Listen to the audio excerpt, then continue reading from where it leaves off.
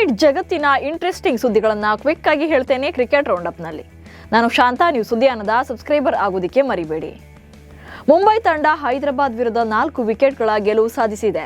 ಈ ಮೂಲಕ play of ಆಸೆಯನ್ನ ಜೀವಂತವಾಗಿರಿಸಿಕೊಂಡಿದೆ. ಈ ಪಂದ್ಯದೊಂದಿಗೆ ಮುಂಬೈ ತಂಡ 3ನೇ ಗೆಲುವು ದಾಖಲಿಸಿದೆ. ಹೈದರಾಬಾದ್ ತಂಡದ ಸೋಲು ಪ್ಲೇ ಆಫ್ ತಲುಪುವ ಆಸೆಗೆ ಕೊಂಚ ಬ್ರೇಕ್ ಹಾಕಿದೆ. ಮೊದಲು ಬ್ಯಾಟಿಂಗ್ ಮಾಡಿದಂತ ಹೈದರಾಬಾದ್ ತಂಡ ಹೀಗೋ ಕಷ್ಟಪಟ್ಟು 162 ರನ್ಗಳನ್ನ ಕಲೆ ಹಾಕಿತ್ತು. ಈ ಟಾರ್ಗೆಟ್ ಬೆನ್ನತ್ತಿದಂತ ಮುಂಬೈ ಟೀಮ್ ಪಂದ್ಯವನ್ನ ಗೆದ್ದು ಬೀಗಿದೆ. ಮುಂಬೈ ಇಂಡಿಯನ್ಸ್ ಮತ್ತು ಸನ್ರೈಸರ್ಸ್ ಹೈದರಾಬಾದ್ ನಡುವಿನ ಪಂದ್ಯದ ಬಳಿಕ ಮುಂಬೈ ತಂಡದ ಒಡತಿ ನೀತಾ ಅಂಬಾನಿ ಹಾಗೆ ಇಶಾನ್ ಕಿಶನ್ ಮುಖಾಮುಖಿಯಾಗಿದ್ರು. ಈ ವೇಳೆ ಕಿಶನ್ ಬೇಸರದಲ್ಲಿರುವಂತೆ ಕಂಡು ಬಂದಿತ್ತು. ಆಗ ನೀತಾ ಅಂಬಾನಿ ಇಶಾನ್ ಕಿಶನ್ರ ಕೆನ್ನೆ ತಟ್ಟಿ ಸಮಾಧಾನ ಮಾಡಿದ್ರು. ಈ ವೇಳೆ ಇಶಾನ್ ಕಿಶದಲ್ಲಿ ನಗು ಮೂಡಿತು. ಹೈದರಾಬಾದ್ ಹಾಗೂ ಮುಂಬೈ ತಂಡದ ನಡುವಿನ ಪಂದ್ಯದ ವೇಳೆ ಮೈದಾನದಲ್ಲಿ ಅಭಿಷೇಕ್ ಶರ್ಮಾ ಅವರ ಪ್ಯಾಂಟ್ ಜೇಬುಗಳನ್ನ ಸೂರ್ಯಕುಮಾರ್ ಯಾದವ್ ಚೆಕ್ ಮಾಡಿದ್ದಾರೆ.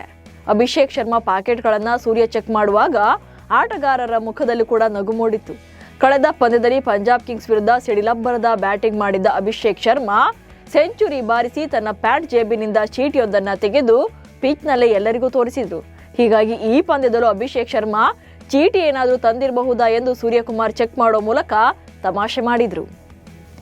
ಭರ್ಜರಿ ಸಿಕ್ಸರ್ಗಳಿಗೆ ಹೆಸರುವಾಸಿಯಾದಂಥ ರೋಹಿತ್ ಶರ್ಮಾ ಇದೀಗ 3 ಅಪರೂಪದ ಮೈಲುಗಲ್ಲುಗಳನ್ನು ದಾಟಿದ್ದಾರೆ. ವಾಂಖೆಡೆಯಲ್ಲಿ ಐಪಿಎಲ್ನಲ್ಲಿ 100ಕ್ಕಿಂತ ಹೆಚ್ಚು ಸಿಕ್ಸರ್ ಹೊಡೆದ ಮೊದಲ ಬ್ಯಾಟರ್ ಎಂಬ ದಾಖಲೆ ಬರೆದರು.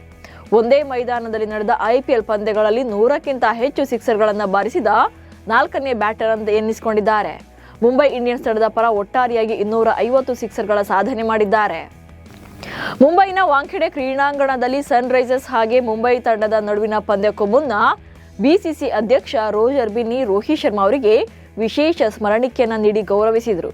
ಐಪಿಎಲ್ನಲ್ಲಿ 18 ವರ್ಷಗಳನ್ನು ಪೂರೈಸಿದ್ದಕ್ಕಾಗಿ ರೋಹಿತ್ಗೆ ಈ ಗೌರವ ಸಲ್ಲಿಸಲಾಯಿತು.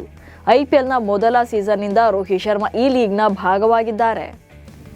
ಆರ್ಆರ್ ತಂಡದ ಮುಖ್ಯ ಕೋಚ್ ಆಗಿರುವಂತಹ ರಾಹುಲ್ ದ್ರಾವಿಡ್ ಮತ್ತು ಕ್ಯಾಪ್ಟನ್ ಸಂಜು ಸ್ಯಾಮ್ಸನ್ ನಡುವೆ ಬಿರುಕು ಮೂಡಿದ್ಯಾ ಎನ್ನುವಂತ ಪ್ರಶ್ನೆ ಮೂಡಿದೆ.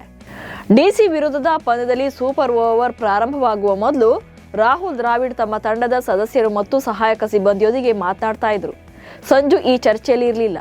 ಡಗ್ಔಟ್ ಬಳಿ ಓಡಾಡ್ತಾ ಇದ್ರು. ಕರೆದರೂ ಕೂಡ ಸಂಜು ಕೈ ಸನ್ನೆ ಮೂಲಕ ನಿರಾಕರಿಸಿದ್ದಾರೆ.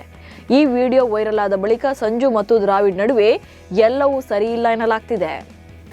ರಜತ್ ಪಾಟಿದಾರ್ ನೇತೃತ್ವದ ಬೆಂಗಳೂರು ತಂಡ ಹಾಗೆ ಚೆನ್ನೈ ಸೂಪರ್ ಕಿಂಗ್ಸ್ ತಂಡಗಳ ನಡುವಿನ ರಣರೋಚಕ ಪಂದ್ಯ ಮೇ 3ರಂದು ನಡೆಯಲಿದೆ. ಈ ಪಂದ್ಯ ಚಿನ್ನಸ್ವಾಮಿ ಸ್ಟೇಡಿಯಂನಲ್ಲಿ ಇರೋದ್ರಿಂದ ಆರ್ಸಿಬಿಗೆ ಪ್ರತಿಷ್ಠೆ ಕೂಡ ಆಗಿದೆ. ಈ ಹೈ ವೋಲ್ಟೇಜ್ ಪಂದ್ಯದ ಮೊದಲ ಹಂತದ ಟಿಕೆಟ್ಗಳು ಈಗಾಗಲೇ ಸೋಲ್ಡ್ ಔಟ್ಗಳಾಗಿವೆ. ಕರ್ನಾಟಕದ ಹೆಮ್ಮೆಯ ಕ್ರಿಕೆಟರ್ ಕೆಎಲ್ ರಾಹುಲ್ ಇವತ್ತು ಬರ್ತ್ಡೇ ಸೆಲೆಬ್ರೇಷನ್ ಖುಷಿಯಲ್ಲಿದ್ದಾರೆ. ಡಿಸಿ ಟೀಮ್ನಲ್ಲಿ ಭರ್ಜರಿ ಫಾರ್ಮ್ನಲ್ಲಿರುವಂತಹ ಕೆಎಲ್ ರಾಹುಲ್ 33ನೇ ವರ್ಷಕ್ಕೆ ಕಾಲಿಟ್ಟಿದ್ದಾರೆ.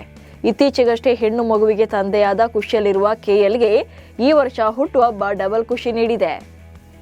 ಡೆಲ್ಲಿ ಕ್ಯಾಪಿಟಲ್ಸ್ ಮತ್ತು ರಾಜಸ್ಥಾನ ರಾಯಲ್ಸ್ ನಡುವಿನ ಪಂದ್ಯದ ಸಮಯದಲ್ಲಿ ಡೆಲ್ಲಿ ತಂಡದ bowling coach Munaf Patel umpire ಜೊತೆ ವಾಗ್ವಾದ ನಡೆಸಿದ್ದಕ್ಕಾಗಿ ಬಿಸಿಸಿಐ ಅವರಿಗೆ ಪಂದ್ಯ ಶುಲ್ಕದ 25% ದಂಡ ವಿಧಿಸಿದೆ.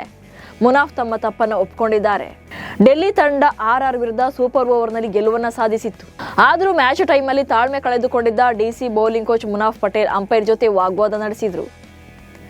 ಐಪಿಎಲ್ ನಡುವೆಯೇ ಸಹಾಯಕ coach Abhishek Nayar, fielding coach T Dilip ಹಾಗೆ ತರಬೇತುದಾರ ಸೋಹಮ್ ದೇಸಾಯಿ ಅವರನ್ನ ತಂಡದಿಂದ ತೆಗೆದುಹಾಕಲಾಗಿದೆ. ಅಭಿಷೇಕ್ ನಾಯರ್ ಅವರನ್ನ ಕೇವಲ 8 ತಿಂಗಳ ಹಿಂದೆಯಷ್ಟೇ ನೇಮಕ ಮಾಡಲಾಗಿತ್ತು. ಮೂಲಗಳ ಪ್ರಕಾರ ಸೀತಾಂಶು ಕೋಟಕ್ ಅವರನ್ನು ತಂಡದ ಸಹಾಯಕ ಸಿಬ್ಬಂದಿಗೆ ಹೆಚ್ಚುವರಿ ಬ್ಯಾಟಿಂಗ್ ಕೋಚ್ ಆಗಿ ಸೇರಿಸಿದಾಗಿನಿಂದ ನಾಯರ್ ಅವರನ್ನ ಹುದ್ದೆಯಿಂದ ತೆಗೆದುಹಾಕುವ ಯೋಜನೆ ಜಾರಿಯಲ್ಲಿತ್ತು. ಇದೇ ಕಾರಣಕ್ಕೆ ಅಭಿಷೇಕ್ ತಲೆದಂಡವಾಗಿದೆ ಎನ್ನಲಾಗ್ತಿದೆ. ಇವಿಷ್ಟು ಇವತ್ತಿನ ಕ್ರಿಕೆಟ್ ರೌಂಡ್ ಅಪ್ ಸುದ್ದಿಗಳು. ನಮಸ್ಕಾರ.